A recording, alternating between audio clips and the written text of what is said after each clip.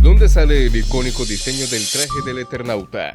Pero además, ¿cómo fue el proceso para llevar a Juan Salvo, reservista del ejército, a un excombatiente de la Guerra de las Malvinas? ¿Qué tiene de especial la máscara de Juan Salvo? Patricia Conta, directora de vestuario, lo tenía claro desde un principio. No queríamos ciencia ficción estilizadas, sino que todo tuviera un origen reconocible, creíble, casi doméstico.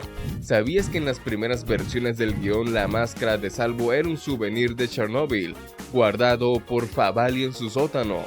Aunque en la historieta original de Oesterheld y Solano López, la máscara recordaba a los equipos de buceo de los años 50, esa idea se descartó. La razón, el modelo era demasiado plano para la cámara. No generaba empatía ni permitía mostrar la mirada del personaje. No pensaban en alguien que quiere verse bien en cámaras, sino en alguien que tiene que salir a buscar comida urgentemente. ¿Has leído los cómics? Entonces habrás notado que Juan Salvo atravesó severas, incluso arriesgadas modificaciones. Una de las primeras que podemos notar es que el personaje de Salvo tiene 60 años a diferencia de los cómics en donde tiene entre 30 y 35. De ahí surge la decisión de llamar a Ricardo Darín para el papel. Su edad permitía incorporar al personaje en una dimensión vinculada a una experiencia histórica colectiva de la Argentina, como lo fueron las Malvinas. La encarnación de Salvo llevada por Darín podía generar un pasado con conexiones directas al manejo y al mundo de las armas. Tanto es así que para preservar la adaptación en su mejor versión, Juan Salvo sufrió otra gran modificación. Ahora es un excombatiente de la Guerra de las Malvinas, el cual es atacado por su violento pasado en las islas y el cual es atormentado al revivir aquellas épocas. Esto de hecho es todavía más interesante, ya que en la época de los 50 era común que el pensamiento reservista en torno al ejército existiera de manera habitual, pero justamente para no recaer en un personaje vacío y desconectado, optaron por enlazarlo a esta temática mediante su servicio de las Malvinas. Esto fue entonces una manera de hacer una metáfora en dos tipos de invasiones, en este caso la invasión alienígena y por otro lado la invasión inglesa a las islas.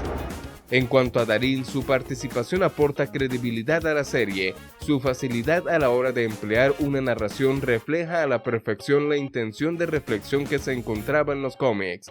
La voz de Darín para Juan Salvo incluso por momentos pareciera una charla entre Oesterheld y el personaje. Darín recreó muchas escenas de gran peso emocional y de acción sin pedir dobles de riesgo. Fue incluso el actor con mayor días de rodaje y trabajo, y además contó que combatir en una ciudad destruida y desolada fue algo que lo arrastró nuevamente a lo ocurrido en la pandemia del año 2020. La serie más patriótica de la historia. Un aspecto distintivo de la adaptación es la incorporación de elementos que refuerzan la Argentina entre comillas. La serie revela pronto que ciertos objetos analógicos o mecánicos de décadas pasadas recuperan su valor porque lo viejo funciona. Stagnaro señala que el Eternauta tiene un carácter muy local en la manera de enfrentar dificultades enormes con elementos que están a mano. Ariel Staltari, coautor de la serie e integrante del elenco, describe la historia como apocalíptica con condimentos universales, pero con la especificidad puesta en nuestras manos y nuestras maneras de resolver problemas, con muchos toques de Argentina. Martín Oesterheld añade que los personajes son reales y cercanos, fácilmente identificables con el mundo porteño o argentino. Por si no lo notaste, algo interesante es que en el último capítulo de la serie podemos observar la aparición de algunos aviones de las Fuerzas Armadas peruanas. Para los amantes de la historia, esto será algo para levantarse de la silla, pues recordarán que en la Guerra de las Malvinas la milicia argentina contó con gran ayuda por parte de Perú. El territorio peruano envió aviones de guerra, suministros, además de ofrecer entrenamiento y asesoramiento a los pilotos argentinos para fortalecer la capacidad de la Fuerza Aérea Argentina. Según el equipo de producción, el valor del proyecto se define por la dimensión afectiva entre los personajes, a diferencia de otras facciones apocalípticas que empiezan después del evento. El Eternauta transcurre contando una historia de supervivencia, pero también y fundamentalmente una historia de amistad. Martín Oesterheld, consultor creativo de la serie y nieto del autor, destaca que la lupa de la adaptación se puso principalmente sobre los personajes, respetando la idea original de la épica del hombre común, de la resistencia encabezada por un grupo de amigos. La prioridad de Stagnaro fue darle un desarrollo humano a lo que sucede y generar una problemática específica para el protagonista. Se trata de cómo este evento extraordinario representa para los personajes paradójicamente una especie de segunda oportunidad, especialmente para aquellos que estaban a punto de ser descartados por el sistema. En la versión original solo hay 3 personajes femeninos, una esposa y madre, Elena, una hija, Martita, y una mujer con medias de red y tacones altos que a través de mentiras y seducción intenta llevar a los protagonistas a una trampa. Las mujeres no tienen mucho para elegir, santa o prostituta. Claramente, los personajes femeninos están representados a través del filtro de una mirada masculina muy estigmatizante que no es plena responsabilidad de Oesterheld.